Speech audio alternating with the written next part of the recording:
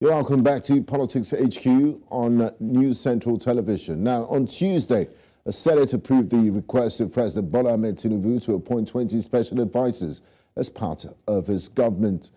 President Tinubu, who has a list of his appointees, did not state the individuals expected to be on the list, but has his request granted by the Senate.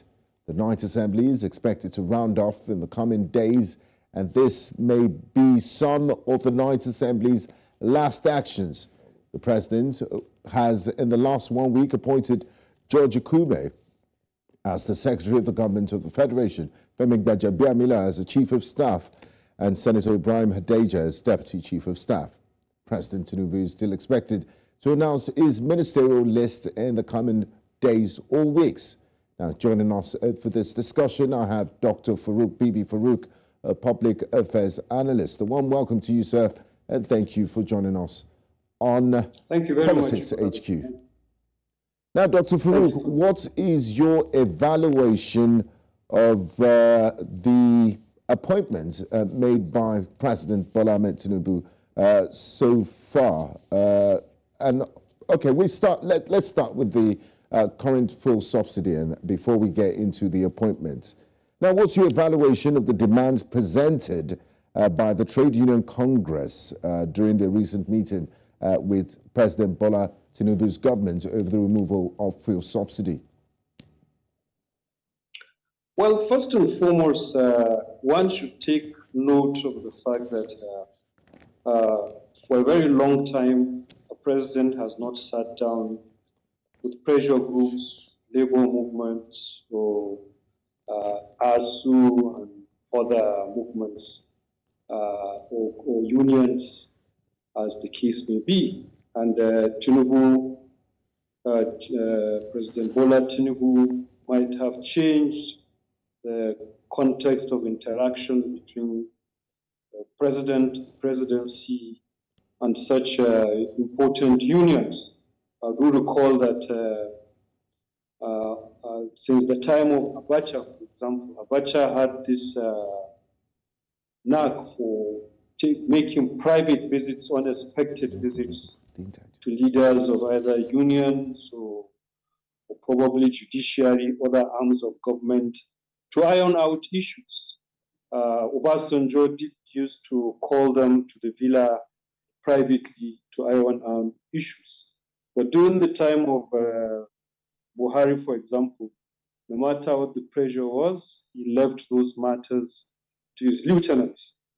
The importance of a president making a commitment to even discussing issues is very, very high for every union. And I think President Bola Tinubu has understood the importance of engaging these unions directly. So I think that's a plus for him.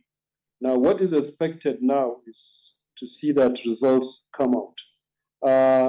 The other aspect is the fact that there is very little confidence by Nigerians on this, the leaderships of these unions.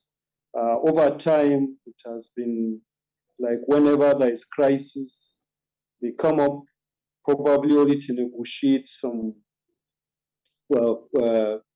goodies for themselves, if you like to put it that way, and probably betray their followerships and succumb to government positions without really achieving so much. This is still probably the case. I do recall that it started from Oshomole when he was having his interactions with Obasanjo, and at a point in time he was even detained and arrested, but some feelers said that it was all arranged.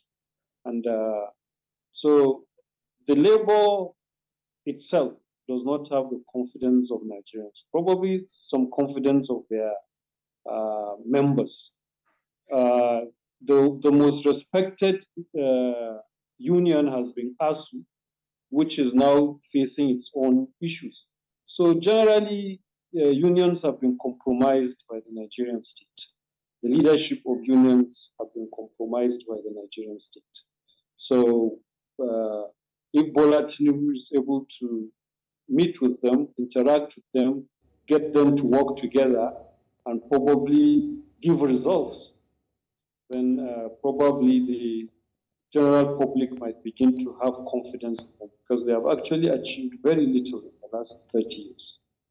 Now, Dr. Farouk, you did applaud the president's ability to negotiate, and quite a lot of Nigerians were surprised at the speed at which the Nigerian Labour Congress and the TUC called off their planned strike. And, you know, there are people wondering what sort of deals went on behind the curtain.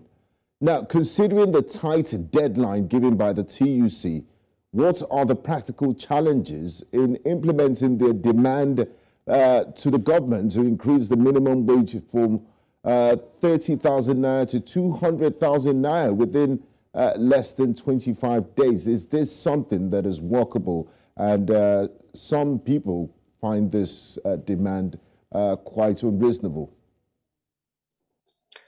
Well, it will be very reckless for any government to decide to, for example, increase or make the standard of living of their people very difficult by increasing the prices of commodities without making preparations for increasing on the welfare of those people, particularly increasing on wages and incomes and opportunities available to the people. In fact, if a government just stops at salaries, it is still quite reckless, because how many of Nigerians are actually being paid by government and companies? Nigerians rely on so many other informal ways to survive, and I think government should be able to have opened up opportunities for those professions or jobs to be available in private sector or as entrepreneurs and so on. One of the problems we have with our economy and with our leadership and economy is that so far our leaders do not believe it is their responsibility to open up the economy sufficiently for prosperity to move and affect everybody. Without prosperity, a government does not make money. It doesn't have income. Exactly. Yeah, because what they really do is just to rely on the mono economy, the one commodity that they are selling. Oil. But if they could get so many people to be doing so many productive activities, we could have about 5,000 Dangotes in Nigeria by now, and that is a lot of money for government. You know, so I think they need to understand that creating prosperity is its first is one of the first responsibilities for any government. Yes. Now, Dr. Farouk, looking at the present economic realities and the fact that, you know, Nigeria has one of the lowest tax to GDP ratio in Africa. Now, from an economic perspective, what potential impact would a tax holiday that the labor unions are proposing for workers earning less than 200,000 naira or $500 per month have on the Nigerian economy as a whole? Well, the wage system itself, it's really something to be concerned about. Anything less than 100,000 naira in Nigeria now is virtually sleep wage. So we tend to assume that simply because we're hiking prices and those prices of crude oil, the income of people can accommodate those prices. We're hiking prices because we're adjusting to the devaluation of our currency. And the devaluation of our currency means the devaluation of all our lives, because our incomes are dependent on our currency. We don't earn dollars, and when you say you want to sell everything at dollar value, the government believes in dollar value, and it does not believe in dollar wages. So these are the things that government need to adjust. The fact that if you are, for example, devaluing, for example, increasing the price of petroleum, by 300% sometimes? Are you increasing wages by 300%? When it comes to wages, you'll be negotiating 20, 30%. So at the end of the day, you are paying slave wages, to your people. So that's quite very critical in how the government itself looks at its people. So we are not in a prosperous environment. 200,000 naira even as minimum wage is not too much, because when you look at countries that we are trying to adjust to as regards the price of petroleum products, the minimum you find in the minimum wage would be about 400 to 500,000 naira. That is, if you change it in dollars, like you are changing the cost of fuel in dollars. Landing cost is in dollars converted to naira, and we are paying for the balance. So therefore, it's because of the value of our naira. So if you want to go by purchasing crude oil, petroleum products at the value of the dollar, then you should pay wages at the value of the dollar. There should be a corresponding increase in wages. Now, Dr. Farouk, certainly. Yes, Nigerians have complained about there's a trust deficit between the people and the government. We'll operate in a low trust environment. The government is saying, you know, tough times are ahead. Nigerians have to tighten their belt. But it seems the government, every time things like this happen, they loosen their budget, their belt. So the TUC has suggested a reduction in the cost of governance by 15% in 2024 and 30% in 2025. In your expert opinion, do you think this is something that is feasible? And how might they affect and impact the government's ability to deliver services effectively? Is service delivery directly tied to the cost of governance? I didn't hear you very well. Reduction of what? Reduction of the cost of governance in general by 15% in 2024 and 30% in 2025. Is this a feasible option, and what impact might it have on the government's ability to deliver services effectively? And is there a direct correlation between service delivery and also cost of governance? Of governance in Nigeria is like both a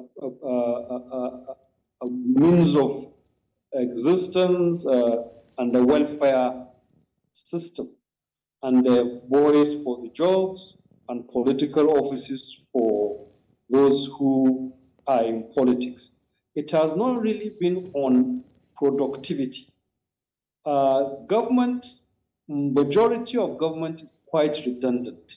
It is redundant because the economy is not productive.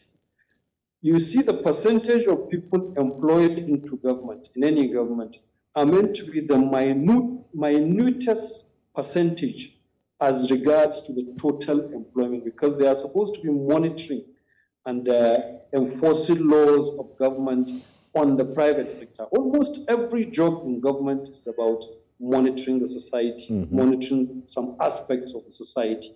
When you don't have a productive society and you have so many monitors, so the equilibrium is not actually production friendly. And so it is not just about 15% or 30%. I think we should seriously look at how we govern ourselves. We have inherited a culture from the colonial past, whereby anyone that comes into leadership is like a conquering general, because they conquered us and instituted the system we are on and operated the system. So they live off the wealth of the commonwealth of the people.